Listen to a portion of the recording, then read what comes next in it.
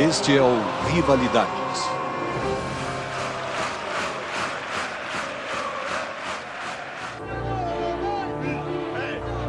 A seguir, Tottenham Hotspur contra Arsenal. Uma rivalidade do norte de Londres com muita história.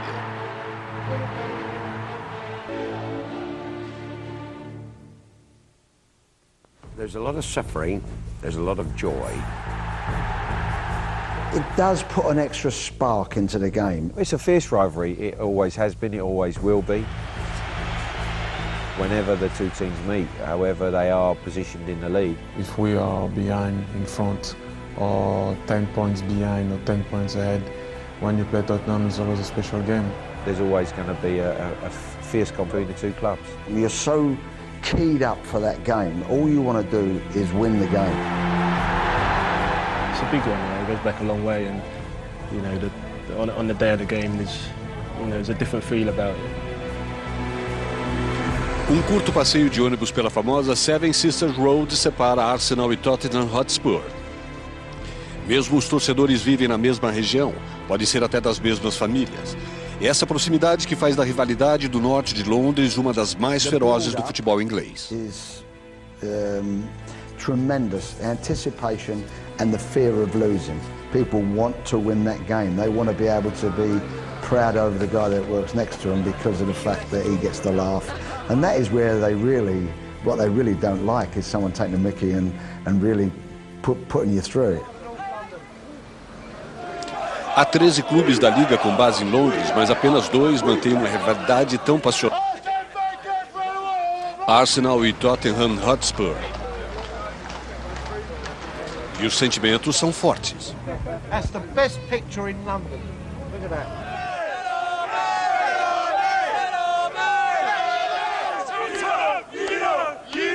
Mas Arsenal contra Tottenham nem sempre foi o derby do norte de Londres. As raízes do Arsenal são de Woolwich, sudeste de Londres. We don't really forget that our origins sort of are in Woolwich and Plumstead, but whilst we're respectful and understand where we come from, ultimately we're now the pride of North London. O Arsenal era o time do Royal Gunnery e jogou suas primeiras partidas aqui em 1886. Quando o time se tornou um clube, eles saíram do sudeste de Londres e foram para o norte, Highbury. Arsenal. Yeah man, best team. Every time Arsenal. O Arsenal invadiu o território dos e torcedores como Daniel Wayne sempre suspeitaram dos Gunners de Woolwich. It's well documented. They are a South London club, so arguably it's not even a North London derby. A mudança do Arsenal para o novo Emirates Stadium em 2006 levou à criação de outra teoria dos Spurs. They are the travelling club. They are the gypsies, if you like. They can't settle anywhere. They were in South London, North London, and now they've gone from Highbury again. They've gone over to their new stadium. They're just not settled. So in 1913, we were in North London. We were established. That was our base. That was our home. And they came in on our doorstep. They wanted what we've got. They wanted what we've had, and that's a consistent message right the way throughout history. They've always said that Tottenham are the only true North London club. Arsenal are a South London club that moved to North London. It's an angle they've always had. But it smells of desperation for me a little bit.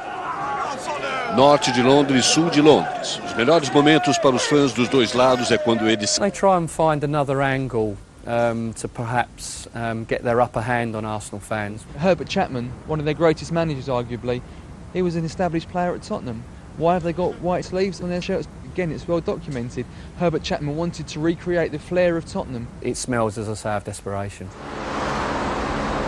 White represents Tottenham, white represents good, white represents purity. Tottenham play pure football, Arsenal don't. Mas se tudo isso soa como discussão do norte, os fãs do Tottenham ao menos têm um rancor genuíno. É só lembrar de 1919, quando o Arsenal estava na segunda divisão. They bought their way into the top league. They finished, I think, 5th in the old second division. Tottenham finished in the relegation places, and history and precedent showed that the team that finished in the top division would keep their place. But somehow, don't ask me how, brown paper bags again maybe, but brown paper bags were exchanged and somehow Arsenal bought top division. It's very much part of history. As you can imagine, as Arsenal fans, when we read that story, it makes us laugh, it makes us smile, it makes us smirk, because it was at the expense of Tottenham. Foi então que a grande rivalidade começou. Os Gunners dominaram o começo do século sob a administração do grande Herbert Chapman, com 5 títulos e 2 FA Cups ganhas dos anos 30. Mas quando chegaram os anos 60, o poder atravessou o norte de Londres. O Tottenham, com Bill Nicholson, era um time admirável, independentemente do seu time do coração. When I arrived at the Arsenal as a 17-year-old 5 million years ago, I've got to confess now that I spent a hell of a lot of time watching Tottenham, because in those days, if we had our players pass from the Arsenal or any other London club, we could go to an opposition ground and get in for free. As a young boy, I wanted to go to Spurs because that was my team. I used to actually go to the games. I mean, I was at school at the time, but obviously with the clubs pursuing you to get you to sign, you used to get tickets and go to the game. Era o auge dos Spurs, quando multidões apareceram para ver o time de Bill Nicholson em 1961, liderado por Danny Blankenfeld.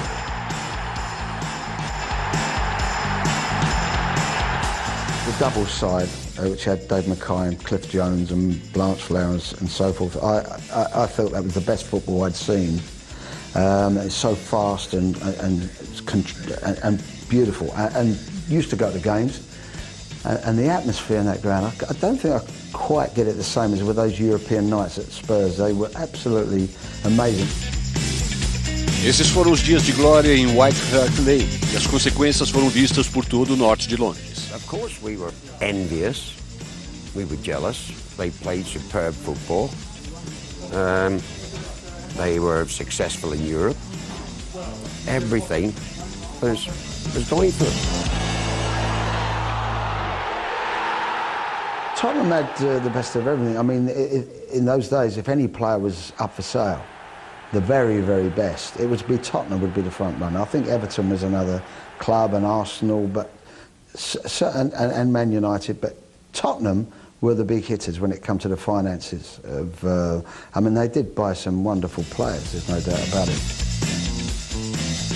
O sucesso do Spurs criava uma atmosfera eletrizante nos dias de derby. I would say in the 60s, it was no different really, because the only one thing in their mind is winning that game. And the streets were packed very early on. They wanted to savour the atmosphere. And basically you couldn't wait for that kick-off. And I would say the support had been thinking about it for weeks, maybe before the game that I played the previous week, because it's coming up. And that's all that's talked about, and that's all is to get that one over on your local rivalry. Mais competitivos como eram, adversários como George Graham e Terry Venables eram ótimos amigos fora do campo. It was my first marriage, and I got married in the morning. My best man was Terry Venables, who was playing for Tottenham in the afternoon. We got married in the morning. I left the reception, Terry and I. We both went to Highbury to play the game, and then went back to the reception in the evening again.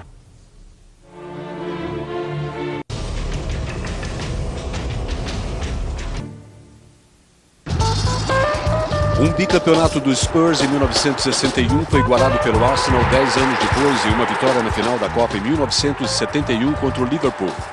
Mas antes venceram a Liga com uma vitória por 1-0 em White Hart Lane. There was many great games, and obviously the game that we played when we had to win the championship was at White Hart Lane. There was, I don't know, 50,000 there, maybe more, but there was at least 40 to 50,000 locked out.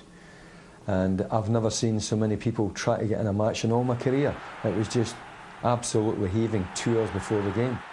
A fantastic match, a long, hard season. We needed to win it to win the championship, and we just managed to do that as well. I come from a family of Arsenal supporters, and my dad and my uncle were at White Hart Lane in '71 when they ended up locking the gates an hour before kick-off, when essentially they'd let as many people in as they possibly could. When Ray Kennedy scored in the 85th minute, my dad always tells me the story of how he ended up on the pitch with the 25 or 30,000 or so Arsenal fans that squeezed in that night. It changes from decade to decade. Early 60s, Tottenham were doing everything and playing wonderful football, delightful, and having all the success. We were having a struggle. Then our time came the Fairs Cup, then 71, the double, etc. Além da mudança de sorte, houve também outra mudança para o próprio Terry Neill. Tudo começou com um telefonema surpreendente. I still to this day don't know why the board of Tottenham Hotspur in the mid-70s asked me to take over the bill. Totally understandable that the Tottenham fans, we've got an ex-Arsenal captain replacing the great Bill Nicholson. And they were bottom of the league. Death threats, hate mail by the ton, abusive phone calls, people queuing in the car park before and after games to stick one on me. And that was their own fans. We stayed up in the very last game of the season. So, as I say, human nature being what it is, instant hero. Entretanto, para um ex-herói do Arsenal, a estadia de Terry Neill em White Hart Lane não seria prolongada. It broke my heart to leave Tottenham, but it was just simply a question. I could not get on with the directors. And I just felt much too young to die.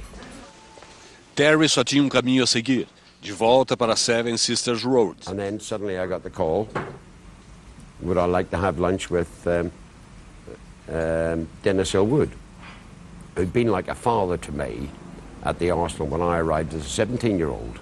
A couple of industrial-size gin and tonics out in the lawn, summertime, beautiful summer of 76. Welcome back.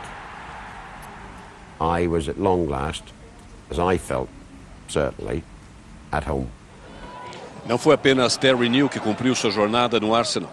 Pat Jennings, o leiro do Spurs, também fez sua mudança. Probably the best bit of transfer business that I ever did was taking him across that divide from Tottenham to Arsenal. When I signed Pat and gave him a 4-year contract, there were nods and winks all over the place. Oh, well, Terry and Pat have played the Northern Ireland team for years, old pals act and everything like that. In truth, 8 years later, Pat Jennings was still in the Arsenal first team, still playing international football, and I was gone. A qualidade e a popularidade de Jennings permitiram que ele atravessasse Londres e mantivesse amigos dos dois lados. We'll welcome them. Because if players move from Tottenham to Arsenal, we generally only take their very best players. I mean, Pat Jennings was a goalkeeping legend and revered by both teams. Spurs fans are reasonable people. Pat Jennings did it, but he's been welcomed back with open arms, okay? Mas não era sempre tão amigável quando mudava de lado para se unir ao rival. A mudança de Sol Campbell do Tottenham para o Arsenal em julho de 2001 mais uma vez dividiu o norte de Londres. Campbell era a joia do time de Spurs. I think the headlines when Sol Campbell left was the ultimate act of betrayal. Not only did he lie to the Tottenham supporters by saying he wasn't going to go anywhere. Up to the last day, many Tottenham fans were very confident that Sol was going to stay and extend his stay, and then he ends up taking £100 a week to move to their most bitter rivals, Arsenal. Now, that is the ultimate crime. Speaking to a couple of Spurs fans I'm very good friends with, sadly deep down they understand that he had to leave Tottenham because he was a world-class centre-back and he had no place being at Tottenham, because a world-class centre-back deserves more than finishing 11th and going out in the first round of the Cup every year. The fact he went to them, yeah, that's what really hurt us. The fact that he's always said he was a Tottenham fan through and through, and you know, the height of his career basically, to uproot and go over to that lot, that's what really hurt. De volta aos anos 70, o Arsenal estava se estabelecendo rapidamente como uma grande potência do futebol londrino. Terry Neill trouxe de volta os laterais para o White Hart Lane em 1978. O famoso ataque de Liam Brady e os dribles de Alan Sunderland ajudaram os Gunners na vitória por 5-0 sobre o Tottenham. Em 1986, o Arsenal fez uma mudança crucial. George Graham, que tinha acabado de ser reconhecido como jogador do Arsenal, se tornou seu dirigente mais pragmático. Early 90s, we were playing good football again, and then George Graham, the side that he created that won the cups in the mid-90s, again were classed as extremely negative, and every football fan said they didn't like watching Arsenal. O Arsenal ficou conhecido como um time entediante de se ver, mas os fãs, jogadores e dirigentes nunca se cansavam dos troféus que ganhavam. All you heard from Tottenham in the George Graham years were, OK, you're winning, but you're boring. And we were winning. We were very, very boring. I don't think anyone can sort of take that away from George Graham's teams. Isso não poderia ter acontecido em White Hart Lane. Desde os dias de glória dos anos 60, os torcedores do Spurs insistiam em um futebol com certo estilo. They expected a certain brand of football, and that makes it harder because you can say, well, I just want to win. I just want to win. We'll block the goal. We'll do this. We'll do that. We'll do that, and we'll get a goal.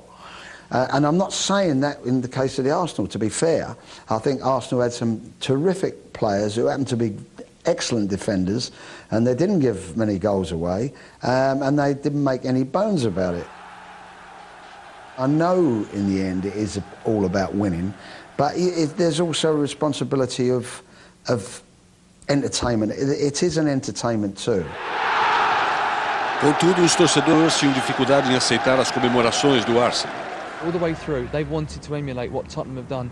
We were the first British club to win a European trophy. They've only won 2, we've won 3. We were the first club in the 20th century to win the double. Again, they wanted to emulate that. We were the first club to win the FA Cup back to back. They wanted to emulate that. We were the first club to win the League Cup twice. Again, they tried to emulate that. Whatever we've done, we've always set the pace, and they've tried to follow. Independente do orgulho dos recordes do Spurs, o Arsenal agora ditava o ritmo na região. E os novos dirigentes do Spurs tinham dificuldade em cumprir seus prazos. I arrived at, I think it was November '87, and Arsenal had been doing great things. And of course they were way ahead, and we were going to be trying to catch them up, which wasn't going to be that easy. Mas a administração de Venables conseguiu ofuscar seus rivais. 4 anos depois, ele liderou seu time em uma semifinal da FA Cup Arsenal em Wembley. O prêmio, a classificação para a final de 1991. And Gary Lineker was in the team as well then. We had this fantastic performance in the semi-final, and they were really at the top, Arsenal, and we outplayed them, I think it's fair to say. The highlight for us has to be the 91 semi-final, Paul Gascoigne and all that.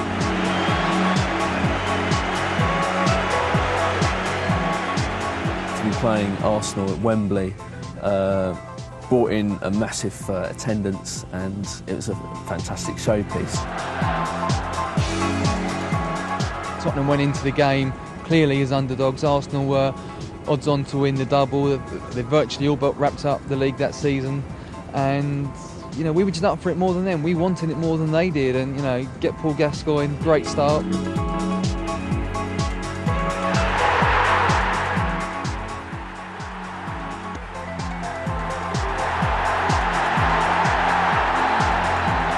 He ran straight over to the bench and he just jumped on me and he just said, "The England goalie." He said he only tried to save it. And I always remember his mad eyes and him screaming that out. I call it the semi-final that I went to. I didn't play, I went there. O outro herói do Tottenham naquele dia foi Gary Lineker, que marcou mais 2 e fez com que aquele dia ficasse marcado na memória dos fãs. O artilheiro do futebol inglês participou da vitória de 3-1 sobre os antigos inimigos. Mas enquanto o Spurs comemorava, a metade vermelha e branca do norte de Londres já estava tentando esquecer. I was the only goon at my school, and 3 of my then best mates were Tottenham fans. So, well, the next morning I basically cried feigned injury and illness and begged my dad not to send me to school. Seeing as he was trying to do the same thing to get out of work, he sort of couldn't really stop me. I had the day off, but it was horrible. That was a magnificent game, and that team was really starting to blend. And I must say there was a lot of fantastic performances through the team. Gazza always gets the credit for it, and quite rightly. I mean, the boys would be very happy to say it was such a great team performance. Tottenham beat us in the semi-final, the famous Gascoigne goal, and that was the biggest thing they had over us for a long time, and serious grief over that for a period. But fortunately, that only lasted 2 years, because 2 years later we played them in the semi-final again. Os dois lados estavam de volta em Wembley para a revanche. Desta vez, no entanto, não havia Paul Gascoigne no Tottenham Hotspur. Well, it's back to Wembley again, same expectations. Unfortunately, it wasn't the same game. Tottenham couldn't get their game going, and 1-0 to the Arsenal, which obviously was a renowned chant under the George Graham era.